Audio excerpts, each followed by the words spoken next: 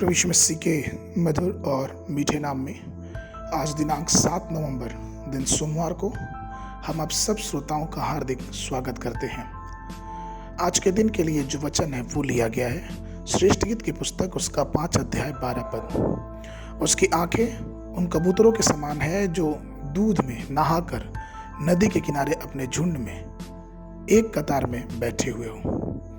प्रभु में प्रिय लोगों, हमारे प्रभु यीशु मसीह की आंखें कबूतर के समान है। कबूतर जो नदियों के किनारे रहता है, जब आप एक कबूतर की आंखों को देखते हो वे हमेशा आंसुओं से भरे हुए लगते हैं। साथी के लिए इसकी पुकार एक उदास होने के तरह लगती है। हमारे प्रभु की करुणा के कारण जो उसकी आंखों में हमें मानव जाति के लिए दिखती है, उसकी तुलना नदियों के किनारे रहने वाले कबूतरों की आंखों से की गई है। यह आंखें एक प्रार्थना के योद्धा के रूप में आंसुओं को प्रतीति करती है।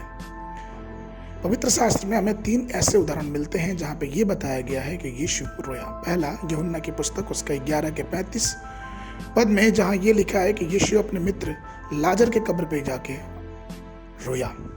दूसरा लूका रचित सुसमाचार उसके 19 के 41 में, जहां पे ये लिखा है कि यरूशलेम नगर को देखते ही यीशु रोया।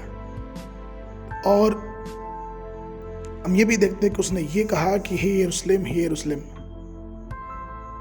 वह जो भविष्यवक्ताओं को मार डालता है और जो उनके पास भेजे जाते हैं उन्हें पथरवाह करता है। मैं कितनी बार जैसे मुर्गी अपने बच्चों को अपने पंखों के नीचे इकट्ठा करने चाहती थी, तुम्हें इकट्ठा करना चाहा लेकिन तुम नहीं चाहे। तीसरा उदाहरण हमें गतसमनी के बगीचे से देखने को मिल सकता है, जहाँ पे परमेश्वर रोया। इब्रानियों की पत्री उसका 5 और 7 पद कहता है, उसने अपने देह में रहने के दिनों में ऊंचे सबसे पुकार कर और आंसू बहा कर उससे जो उसको मृत्यु से बचा सकता था प्रार्थनाएं और विनती की और भक्ति के कारण उसकी सुनी गई। जब हमारे प्रभु यीशु और पवित्र आत्मा स्थायी स्वर्गीय कबूतर हमारे और आपके जीवनों पे आता है, जो हम उसकी सामर्थ्य से भर जाते हैं, तो हम भी परमेश्वर के समान प्रार्थना करने वाले और अपनी नजरों से लोगों पे करुणा और आत्मा की परिपूर्णता से उनको देखने वाले बन जाते हैं। वे सभी आंसुओं के साथ प्रार्थना करना सीख जाते हैं, आशीषें प्राप्त करना सीख जाते हैं, और हम उस हाजिरा के समान अपने परेशानियों के समय में परमेश्वर को दुहाई देना शुरू कर देते हैं। यहूदा आत्मा से प्रार्थना करने के विषय में लिखता है। यहूदा की पत्री उसका 20 और 21 पद कहता है, हे प्रियो, तुम अपने अति पवित्र विश्वास में अपनी उन्नति करते हुए पवित्र आत्मा में प्रार्थना करते हुए अपने आप को परमेश्वर के प्रेम में बनाए रखो और अनंत जीवन के लिए हमारे प्रभु यीशु की दया की आशा देखते रहो।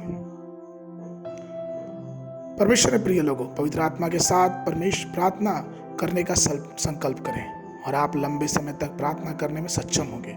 यह परमेश्वर की इच्छा है कि हम परमेश्वर के दया से, परमेश्वर की करुणा से प्रार्थना में आगे बढ़ते जाएं और परमेश्वर हमें अपने अनुग्रह में संभालते जाएं। आज के मनन के लिए यशायाह नबी की पुस्तक उसका 38 और 14 पद, मैं सुपेबेन व सारस की नाई च्यूं च्यूं करता, मैं पिडुंग की नाई विलाप करता, मेरी आंखें ऊपर देखते देखते पथरा गई हैं। हे यहोवा, मुझ पर अंधेर हो रहा है, तू मेरा सहारा हो।